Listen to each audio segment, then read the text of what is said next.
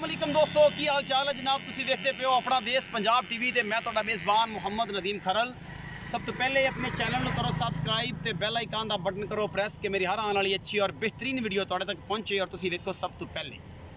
दोस्तों की खिदमत अच्छे और बेहतरीन जानवरों की हमेशा वीडियोज़ लैके हाज़र होंदा तुहाडा वीर नदीम खरल। अज जी वीडियो है ये ईद मुबारक की वीडियो है।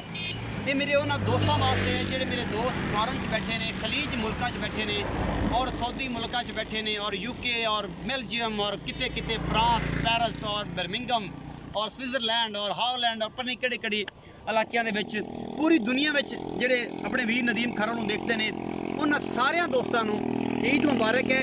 अपना देश पंजाब और अपना देश पंजाब की जिन्हें भी वर्किंग वाले बंदे ने उन्होंने वालों ये जनाब कैमरामैन साहब ने राय अली इस्लाम, उन्होंने वालों ये जनाब मेरा एक भाई भी छोटा खड़ा है, मेरा कज़न है, तो ये जनाब राय सजाद साहब ने ये भी अपनी ख्वाहिशात का इजहार करेंगे और अपनी जी गल्लां ने दसणगे तुहानूं कैमरे की नज़र आउणगियां।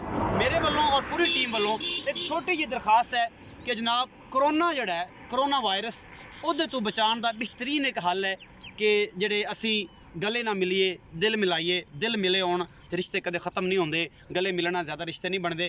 कोरोना की एहतियात यही है कि गले ना मिलो, दिल मिलाओ, और दिल जिथे मिलते हैं तो दुनिया तक तो कोई इन्हों दूर नहीं कर सकती।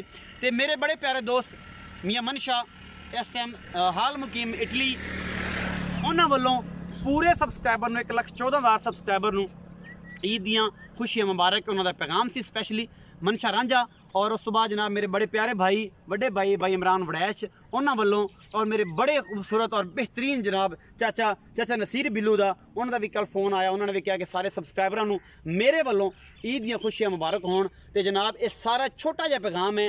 आंढ गुआंढ खास ख्याल रखो, कोरोना की वजह जिन्हें गरीब ने उन्होंने खास ख्याल रखो, मसाकीन का खास ख्याल रखो और इस सदका खराज जिन्ना भी असीं कर सकते हैं। इस ईद असल ये ईद उल फितर जी है ये खुशियां की ईद होंदी है। अगर खुशियां साडे नाल दे लगे हुए गरीब भरा भी साडे नाल करनगे, साडी खुशियां दोबाला हो जाणगियां। तो भरा का छोटा जहा पैगाम है, इस पैगाम को वीडियो को शेयर भी करना है, लाइक भी करना है। तो राय सजाद साहब भी कुछ कहना चाहते हैं तो जनाब ये भी कहणगे, ये छोटे वीर ने मेरे है कद च वड्डे ने लेकिन है मैं तो छोटे ने। तो जनाब ये भी कुछ कहते हैं। जनाब राय साहब कहो तो आप भरावां तो लईए इजाजत।